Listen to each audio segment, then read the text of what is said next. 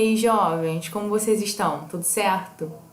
Então, antes da gente dar início aqui ao estudo, vou fazer uma prece, né? Pra gente poder começar mais calmos, com pensamento em Jesus, tá bem?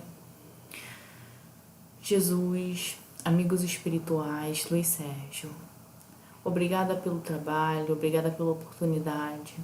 Abençoe cada evangelizador que faz parte desse trabalho. Que o Luiz Sérgio, que Jesus, que todos os amigos espirituais abençoem e ampare cada jovem da Casa do Caminho, cada jovem que estiver assistindo esses vídeos. E que assim possa ser, graças a Deus.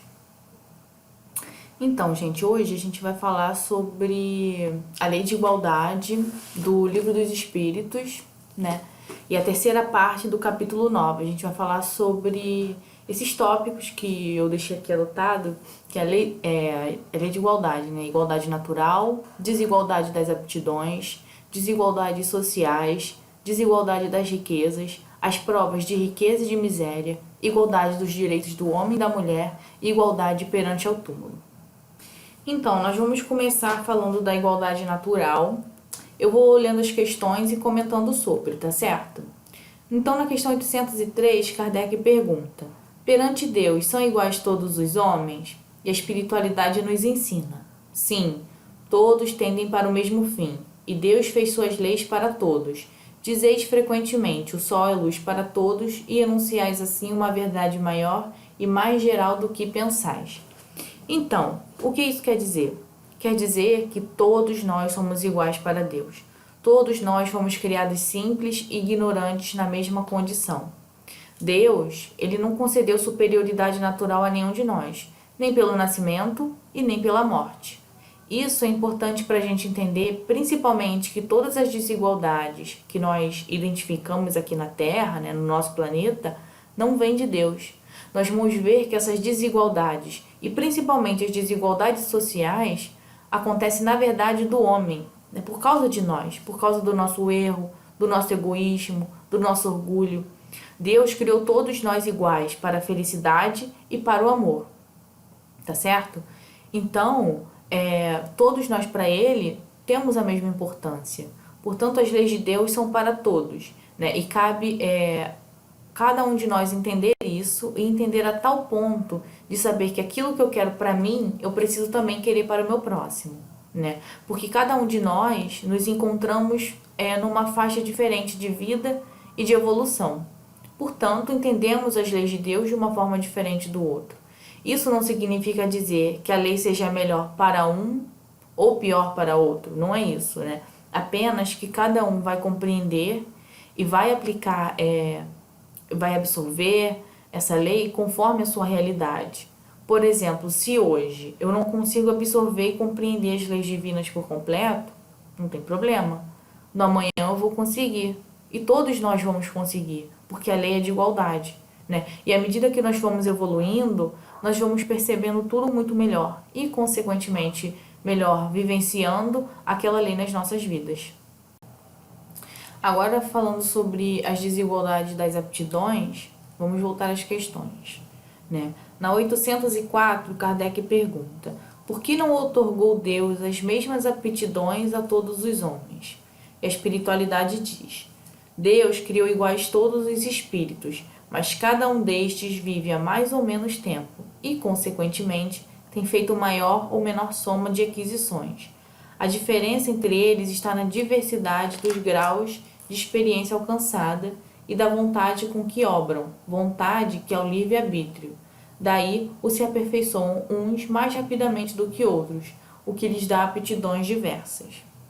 E na 805, né, Kardec pergunta: passando de um mundo superior para outro inferior, conserva o espírito integralmente as faculdades adquiridas?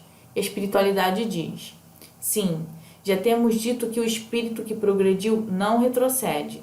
Poderá escolher no estado de espírito livre um invólucro mais grosseiro ou posição mais precária do que já teve, porém tudo isso para lhe servir de ensinamento e ajudá-lo a progredir. Então, essa questão é importante para a gente entender o porquê é a necessidade da diversidade de aptidões, né? E o que seriam essas aptidões? Seriam as nossas competências, as nossas capacidades, né? as nossas habilidades. E aí quando Kardec questiona por que Deus não concedeu as mesmas aptidões para todos, a espiritualidade vem nos mostrar que, na verdade, todos nós fomos criados iguais, simples e ignorantes, ou seja, sem o conhecimento, com aptidões tanto para o bem quanto para o mal. O que acontece é que os espíritos não são criados todos ao mesmo tempo. Há espíritos que são criados há mais tempo e, portanto, vivenciaram mais experiências reencarnatórias, tiveram mais aprendizado e, com isso, eles já adquiriram mais aptidões do que aqueles espíritos que foram criados há menos tempo. E Deus, o bom é que Deus permite que esses espíritos convivam uns com os outros. Os mais evoluídos reencarnam junto com os menos evoluídos para que uns possam aprender com os outros. E essas diferenças, elas são importantes e necessárias para cada um de nós, porque ela contribui para a nossa evolução. E elas também ocorrem do grau de experiência alcançado pelas pessoas, Tem um fator importante que os espíritos colocam aqui, que eu não li a resposta toda, mas eles falam da vontade. Nem todos os espíritos têm a mesma vontade. Os espíritos que foram criados ao mesmo tempo podem evoluir de formas diferentes e conquistarem aptidões diferentes, porque um espírito pode ser mais dedicado, mais estudioso, e o outro, que foi criado na mesma época, pode ser mais preguiçoso, pode ser ocioso, pode utilizar o seu livre-arbítrio para sua própria comodidade. Então, em pouco tempo, aquele espírito que progrediu mais vai estar à frente em relação ao outro e, portanto, com mais aptidões. E como nós já vimos, que Deus criou todos iguais, o que ocorre é que uns ainda não despertaram para o progresso. E o que nós precisamos para isso? Precisamos trabalhar, precisamos estudar, procurar aprender e colocar em prática as orientações e os ensinamentos recebidos. Mas o tempo que nós vamos gastar nessa caminhada, isso só depende de nós. Nós podemos ser mais rápidos ou mais lentos. Qual que vai ser a nossa escolha? O que realmente temos feito nesse processo de evolução espiritual? Será que estamos aproveitando as oportunidades da vida para trabalhar o nosso coração? Nós precisamos progredir. O mundo precisa progredir. O nosso planeta precisa crescer e mudar para uma condição de mundo de regeneração. E nós também queremos mudar. Então precisamos colocar isso como meta. Na questão 805, o Kardec perguntou se os espíritos mantêm as faculdades que adquiriram em outras encarnações. E os espíritos disseram que sim, porque o progresso dos espíritos não é esquecido em nenhum momento. Eles não retrocedem. O que pode acontecer é um espírito, quando reencarna, em função do corpo material que ele vai estar naquela reencarnação, poderá não conseguir se expressar por completo. Ele pode ficar com determinadas potencialidades limitadas em função daquele corpo físico mais grosseiro. Mas isso não significa que ele perdeu as suas faculdades que ele conquistou, apenas que elas não estão tendo oportunidade de se manifestar por completo, Mas quando ele retornar ao plano espiritual ou quando ele se libertar parcialmente do corpo, essas faculdades vão estar lá. Isso é importante para a gente perceber que todos somos iguais perante as leis de Deus. Todos teremos a oportunidade de crescer, de evoluir, de caminhar, de conquistar o conhecimento e todos chegaremos à mesma destinação, que é a felicidade e a perfeição. Agora nós vamos falar sobre as desigualdades sociais. Na questão 806, Kardec pergunta: é lei da natureza a desigualdade das condições sociais? E a espiritualidade diz: não, é obra do homem e não de Deus. Na questão 806A, Kardec pergunta: algum dia essa desigualdade desaparecerá? E a espiritualidade diz: eternas somente as leis de Deus o são. Não vês que dia a dia ela gradualmente se apaga? Desaparecerá quando o egoísmo e o orgulho deixarem de predominar. Restará apenas a desigualdade do merecimento. Dia virá em que os membros da grande família dos filhos de Deus deixarão de considerar-se como de sangue mais ou menos puro. Só o espírito é mais ou menos puro, e isso não depende da posição social. Na questão 807, Kardec pergunta: que se deve pensar dos que abusam da superioridade de suas posições sociais para em proveito próprio oprimir os fracos? Merecem anátema. Ai deles! serão a seu turno oprimidos. Renascerão numa existência em que terão de sofrer tudo o que tiverem feito sofrer aos outros. Então, a espiritualidade, ela é muito objetiva, né, quando responde que essas desigualdades sociais não são obras de Deus, mas sim dos homens, porque eles, em função do egoísmo e do orgulho que ainda permitem predominar em suas vidas, acabam permitindo, até mesmo incentivando essas desigualdades sociais.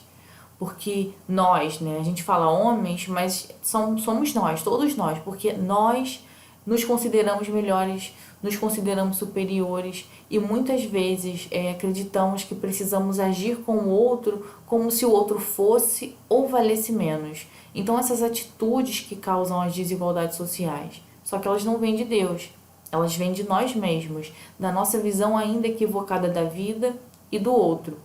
Quando ele diz que somente as leis de Deus são eternas, ele está dizendo que dia a dia essas desigualdades sociais vão se apagar. A partir do momento que nós passarmos a nos ver como irmãos uns dos outros, nós iremos amparar o outro, vamos auxiliar o outro. E com isso, a fraternidade vai reinar. E aí essas desigualdades sociais que hoje existem não vão mais fazer parte da humanidade no futuro. Na questão 807, Kardec pergunta, né, o que deve pensar dos que usam da sua superioridade para oprimir os fracos? E essa pergunta nos mostra a lei de causa e efeito, né? Se é uma lei divina, significa que todos nós estamos a ela submetidos, gostemos ou não. Então é óbvio que qualquer espírito que abusa da sua superioridade que foi concedida, abusa das suas posições sociais para oprimir os fracos, que esse irmão que ainda está distanciado do bem está utilizando de forma completamente equivocada os atributos que foram proporcionados por Deus.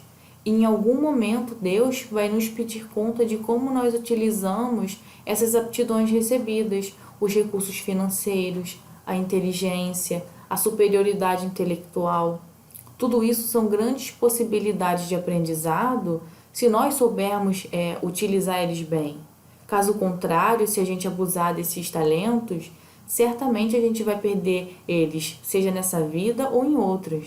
E é por isso que eles dizem assim: esses serão a seu turno oprimidos, renascerão numa existência em que terão de sofrer tudo o que tiverem feito sofrer os outros.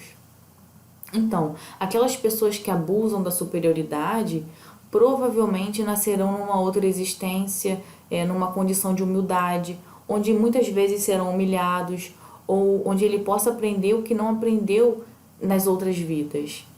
Mas a situação se repete. Às vezes eu estou na condição superior, às vezes eu vou estar numa condição inferior, mas o importante é que nós aproveitemos essas condições e as oportunidades que nos são apresentadas. Com certeza, nós já nos portamos dessa forma, oprimindo alguém, buscando apenas a satisfação das coisas exteriores, da nossa vaidade, do nosso orgulho. Muitas vezes nós já viramos as costas para Cristo, para toda a sua mensagem de amor, de paz, de fé. Essa realidade, infelizmente, ainda existe. Nós não estamos tão evoluídos ao ponto de deixar para trás os prazeres materiais. Mas estamos caminhando em busca da evolução espiritual, porque queremos fazer diferente, queremos herdar o bem, queremos plantar o bem, queremos ser a caridade, vivenciar a caridade e contribuir para que ela seja realidade na nossa vida e na vida do nosso próximo. Agora nós vamos falar sobre a desigualdade das riquezas. Na questão 808, Kardec pergunta: a desigualdade das riquezas não se originará das faculdades, em virtude da qual uns dispõem de mais meios de adquirir bens do que outros? E a espiritualidade responde: sim e não. Da velhacaria e do roubo, o que dizeis? E na questão 808A, Kardec pergunta: mas a riqueza herdada, essa não é fruto de paixões mais? E a espiritualidade mais uma vez responde: que sabes a esse respeito? Busca a fonte de tal riqueza e verás que nem sempre é pura. Sabes, porventura, se não se originou de uma expoliação ou de uma injustiça? Mesmo, porém, sem falar da origem, que pode ser má, acreditas que cobiça da riqueza, ainda quando bem adquirida, os desejos secretos de possuí-la, o mais depressa possível, sejam sentimentos louváveis? Isso que Deus julga, e eu te asseguro que o seu juízo é mais severo que o dos homens. Na questão 809, Kardec pergunta: aos que mais tarde herdam uma riqueza inicialmente mal adquirida, alguma responsabilidade cabe por esse fato? A espiritualidade diz: é fora de dúvida que não são responsáveis pelo mal que outros hajam feito, sobretudo se o ignoram, como é possível que aconteça. Mas fica sabendo que, muitas vezes, a riqueza só vem ter as mãos de um homem para lhe proporcionar ensejo de reparar uma injustiça. Feliz dele, se assim compreende. Se a fizer em nome daquele que cometeu injustiça, a ambos será a reparação levada em conta, porquanto, não raro, é este o último quem provoca. A questão é o conhecimento dessa riqueza que foi adquirida de uma forma inadequada. Muitas vezes, as pessoas que herdam essa riqueza não têm o conhecimento de que ela foi adquirida de uma forma ilegal, de uma forma ilegítima. Então, é claro, se eles ignoram, não tem como eles serem de alguma forma responsabilizados por esse ato.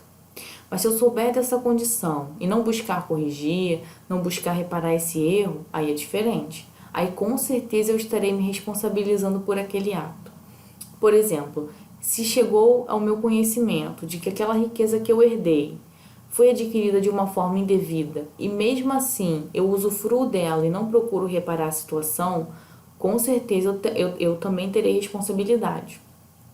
Por outro lado, se nós procuramos reparar, compreender a necessidade de estarmos de posse daquela riqueza, não com o objetivo de gastar ela individualmente ou de uma forma exclusiva, mas para que eu tenha a oportunidade de reparar a situação. E caso eu faça isso, eu estarei auxiliando no progresso e na evolução de todos os envolvidos, inclusive daquele que cometeu injustiça, Porque foi o que a espiritualidade disse. Se fizer em nome daquele que cometeu injustiça, a ambos será a reparação levada em conta. Agora, se a pessoa responsável pela injustiça não tiver tido a oportunidade, assim agora, de poder corrigir isso, com certeza em alguma outra existência ela vai precisar fazer. Por mais que aquele que herde corrija a situação, o ato equivocado, o erro, o ato ilegítimo daquele primeiro que cometeu, é um ato que cabe somente a ele corrigir. Ninguém vai ser punido pelo erro do outro. Nós não somos nós somos apenas responsabilizados pelas nossas próprias atitudes.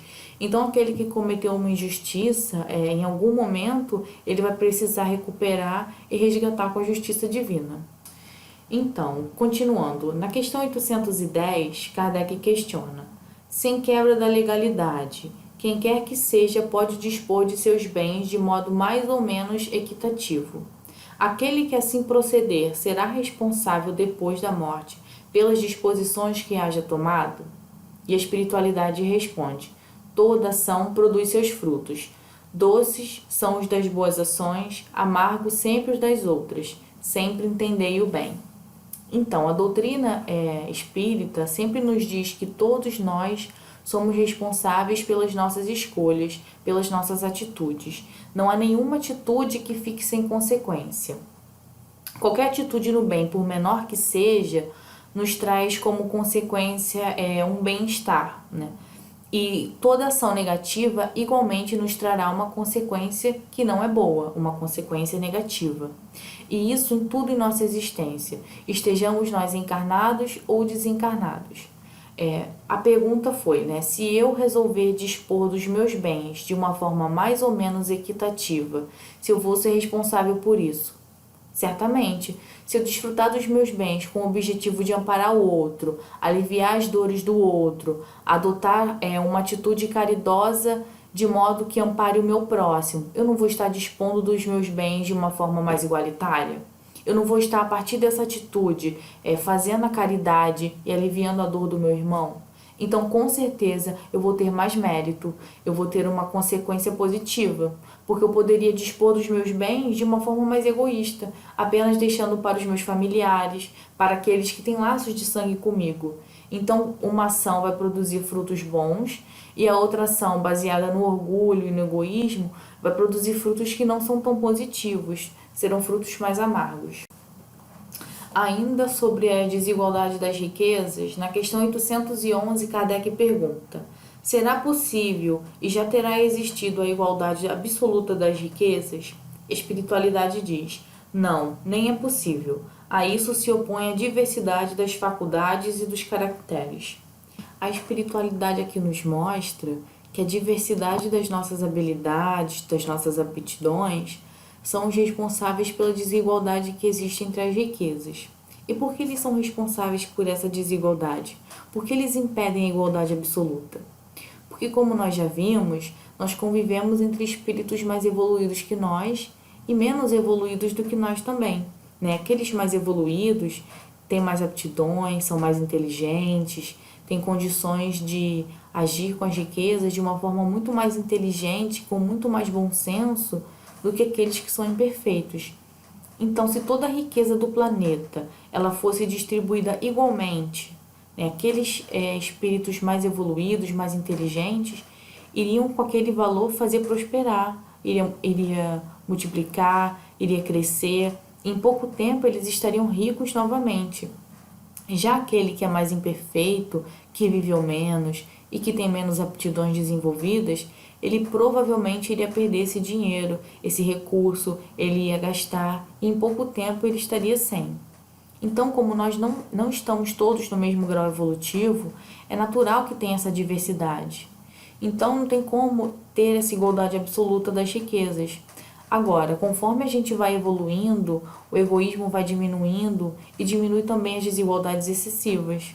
Só que elas não vão deixar de existir. E será possível que todos se entendam, que todos busquem o bem-estar um dos outros? Que mesmo sem a igualdade das riquezas, já que não é possível que ela seja absoluta, a gente consiga esse bem-estar? Então, sim, é possível e nós vamos alcançar ele.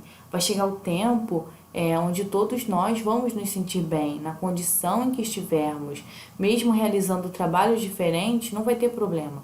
Cada um com uma aptidão diferente, cada um tendo um prazer, uma alegria em fazer algo diferente.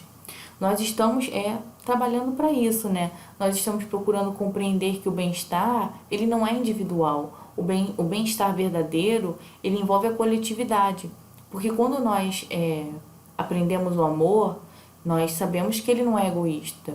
Então, nós para termos o nosso bem-estar, nós precisamos querer também o bem-estar do nosso próximo, Como é que a gente vai se sentir bem se a gente vê que o nosso próximo chora, que o nosso próximo sofre, Então, o bem-estar ele vai sendo alcançado aos poucos, À medida que nós vamos praticando a lei da justiça, de amor, de caridade, e esse bem-estar passa a ser de todos, mesmo sem ter essa igualdade absoluta das riquezas.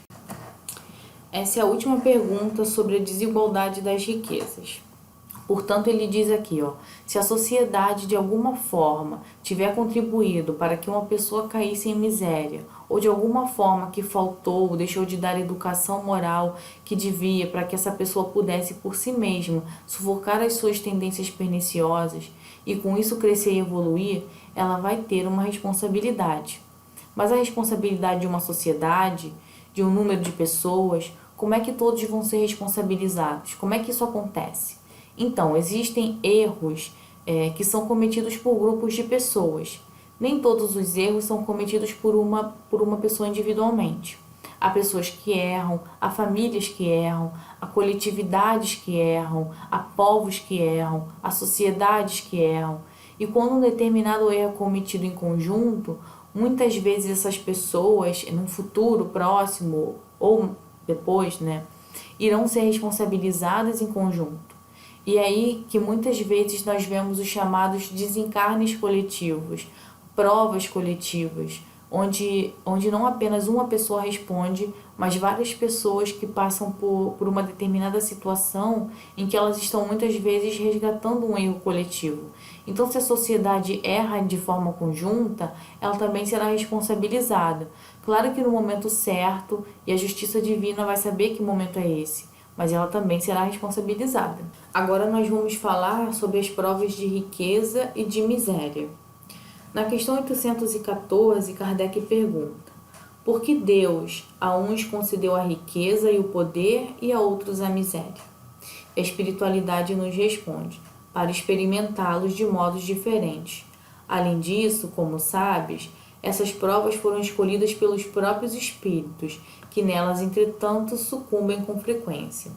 Na questão 815, Kardec pergunta: qual das duas provas é mais terrível para o homem, a da desgraça ou a da riqueza?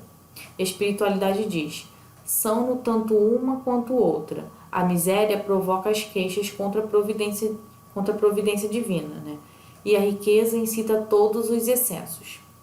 E na 816, Kardec pergunta: estando o rico sujeito às maiores tentações, também não dispõe, por outro lado, de mais meios de fazer o bem? E aí a espiritualidade diz: mas é justamente o que nem sempre faz. Torna-se egoísta, orgulhoso e insaciável. Com a riqueza, suas necessidades aumentam, e ele nunca julga possuir o bastante para si unicamente. Então, quando a espiritualidade nos diz que nós nascemos em algumas situações ricos, em outras pobres, né, na condição de miséria, é para que nós sejamos experimentados de modos diferentes. E o que significa ser experimentado em modos diferentes? Cada condição em que nós nos encontramos aqui na Terra, nós aprendemos determinadas coisas, aprendemos e adquirimos determinadas virtudes importantes para o nosso processo de evolução, certo? Então, quando nós nos encontramos na condição de riqueza, temos a oportunidade de trabalhar a caridade, diminuir o egoísmo dentro de nós, buscar o desenvolvimento do progresso. Quando nós estamos na condição de miséria, temos que aprender muitas vezes a resignação, temos que aprender a humildade, temos que aprender a compreensão. Então percebam que cada papel, cada condição aqui na Terra nos dá a oportunidade sempre do progresso. Não há outro objetivo a não ser permitir ao homem aquilo que ele precisa para poder crescer, para poder evoluir. Então, quando nós somos testados em modos diferentes, nós aprendemos diversos ensinamentos e com isso crescemos e evoluímos. A espiritualidade diz aqui que as provas normalmente são escolhidas pelos espíritos e ainda assim sucumbem nas suas provas. Na condição em que nós nos encontramos, nós já temos a oportunidade de participar um pouco no planejamento reencarnatório. Não por completo, mas já temos uma certa autonomia para participar, para tomar conhecimento da vida e de determinadas situações pelas quais nós vamos passar aqui. Então, nós não fomos pegos de surpresa, nós sabíamos, nós aceitamos e muitas vezes nós escolhemos a prova da riqueza para aprendermos a caridade ou a prova da miséria para aprendermos a resignação, a paciência, a humildade. E por que nós escolhemos essas provas? Porque nós sabemos que precisamos alcançar essas virtudes e que essas situações vão nos dar condições necessárias para aprender aquilo que precisamos. No entanto, quando a gente chega aqui na Terra, muitas vezes a gente falha diante dos desafios da vida. A espiritualidade nos mostra que nós podemos falhar tanto em uma quanto em outra. Mas algumas pessoas acreditam que a prova da miséria, as pessoas não têm muito como errar, como se perder, considerando que elas já estão numa condição de limitação material. Mas é aí que a gente se engana, porque quando eu me encontro numa condição de miséria, eu preciso adquirir a humildade, a resignação, não me revoltar contra Deus, não buscar muitas vezes a criminalidade para subir na vida, ter consciência de que o trabalho é necessário. Então, eu tenho a oportunidade de desenvolver inúmeras virtudes, mas ao mesmo tempo eu posso cair e me perder no caminho do erro. Por outro lado, a riqueza ela estimula o orgulho, a vaidade, o poder, o egoísmo, fazendo com que nós, ao invés de sermos caridosos, nos distanciamos desse objetivo. Então, tanto uma quanto outra são perigosas. E agora nós vamos falar sobre a igualdade do direito do homem e da mulher. Na 817, Kardec pergunta: são iguais perante a Deus o homem e a mulher e têm os mesmos direitos? A espiritualidade diz: não outorgou Deus a ambos a inteligência do bem e do mal e a faculdade de progredir? Na 818, ele pergunta: de onde provém a inferioridade moral da mulher em certos países? E aí a espiritualidade diz: do predomínio injusto e cruel que sobre ela assumiu o homem. É resultado das instituições sociais e do abuso da força sobre a fraqueza. Entre homens moralmente pouco adiantados, a força faz o direito. Na 820, Kardec pergunta: a fraqueza física da mulher não a coloca naturalmente sobre a dependência do homem? E aí a espiritualidade diz: Deus a uns deu a força, para protegerem o fraco e não para o escravizarem. Na 821, Kardec pergunta: as funções que a mulher é destinada pela natureza terão importância tão grande quanto as deferidas ao homem? E aí a espiritualidade diz: sim, maior até, é ela quem lhe dá as primeiras noções da vida.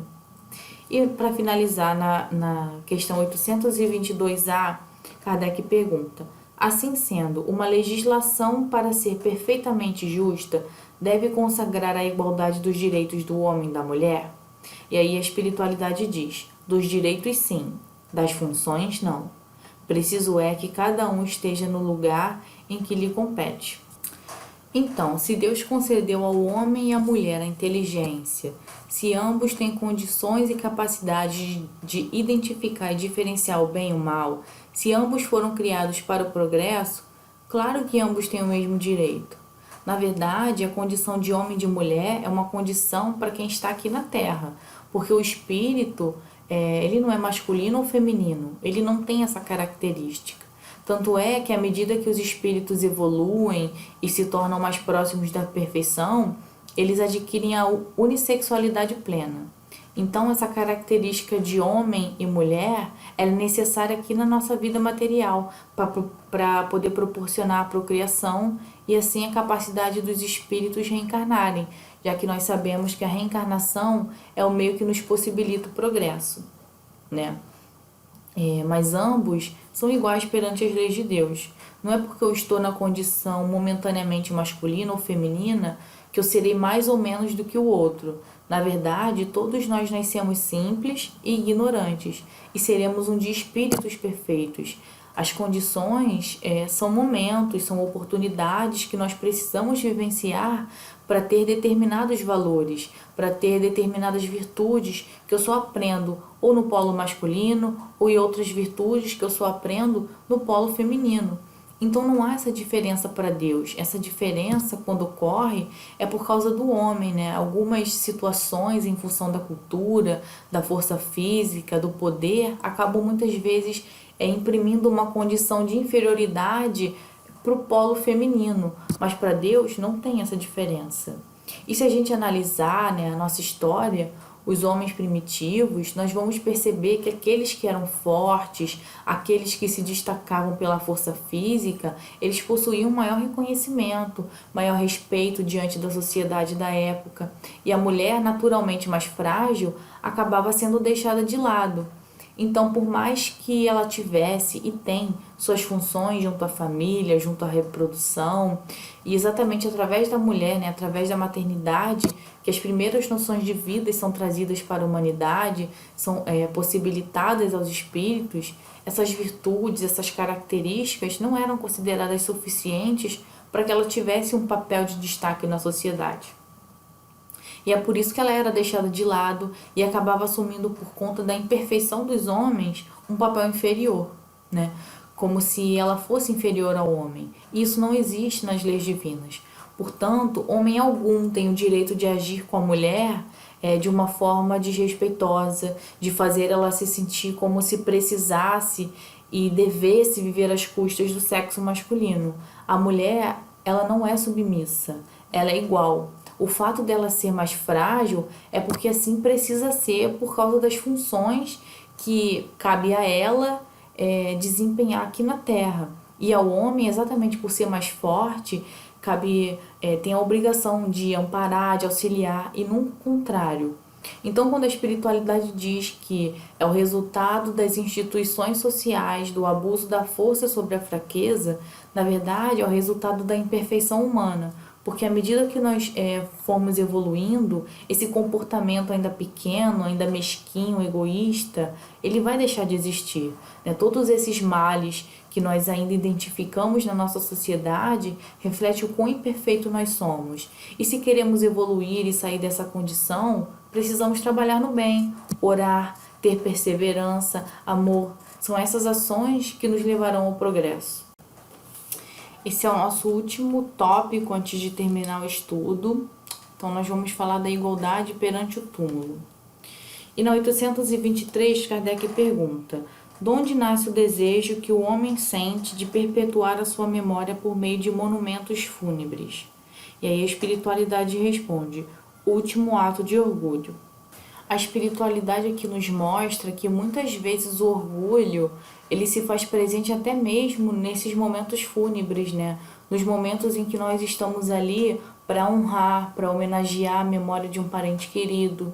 Por que é um ato de orgulho? Porque o espírito, ele é lembrado pelo pensamento. Os espíritos sentem as nossas vibrações. E as vibrações, elas são emitidas por qualquer pessoa, independente de monumentos, de atos fúnebres, né? E, na verdade, o espírito pode nunca se aproximar daquele ambiente, daquele cemitério, onde seus restos mortais estão ali preservados ou guardados, ou que foram enterrados. O que liga o espírito a cada um de nós é o pensamento, é a emoção. Portanto, ele mostra aqui quando ele fala: supões que as lembranças de um ser querido dure menos no coração do pobre porque não pode ter um monumento, uma lápide mais sofisticada? Claro que não. Então, a espiritualidade nos mostra que esse desejo que o homem sente de perpetuar a sua memória, de alguma forma, através desses monumentos, é um ato de orgulho. Mas se é um ato de orgulho, isso já demonstra que é um ato que não é necessário, né? O espírito não precisa disso. Ele quer ser lembrado pelo pensamento, pela emoção que ele despertou, pelo carinho, pelo amor, e não pelo tamanho da sua lápide, o tamanho desse monumento que é destinado para ele no momento do seu desencarne, né? A espiritualidade, ela não reprova essas pompas nos funerais, mas quando a intenção é fazer com que uma determinada família se mostre superior, se mostre poderosa, como na verdade ela deseja que outros vejam, aquilo ali é vaidade, é orgulho, é a busca pelo poder. E esse tipo de pompa não é agradável a Deus. Mas quando ele diz que, se na verdade há um sentimento real e sincero de honrar a memória de um homem de bem, é justo que isso aconteça, é de bom exemplo, então aí tudo bem, né? Mas por que é de bom exemplo? Porque você vai estar prestando a homenagem à figura daquela pessoa que desencarnou, às suas obras, ao reconhecimento de um trabalho construtivo em prol da humanidade. Então, em relação a esse aspecto, não há nada de errado. Então ele diz: o tempo destrói tantos monumentos faustosos, como também o corpo daquele espírito. Isso se apaga, isso é perecível, é esquecido, mas a lembrança das suas ações boas ou mais não são esquecidas. E é por isso que nós precisamos trabalhar, não pela conquista de bens materiais, mas pela conquista de valores espirituais, porque serão esses valores que trarão para as pessoas que ficam, né, em relação a nós, boas ou mais lembranças. Então, gente, esse foi o nosso estudo de hoje. Eu espero que vocês tenham gostado. Fiquem bem, fiquem com Deus, que Luiz Sérgio ampare e proteja cada um dos jovens. Semana que vem tem mais.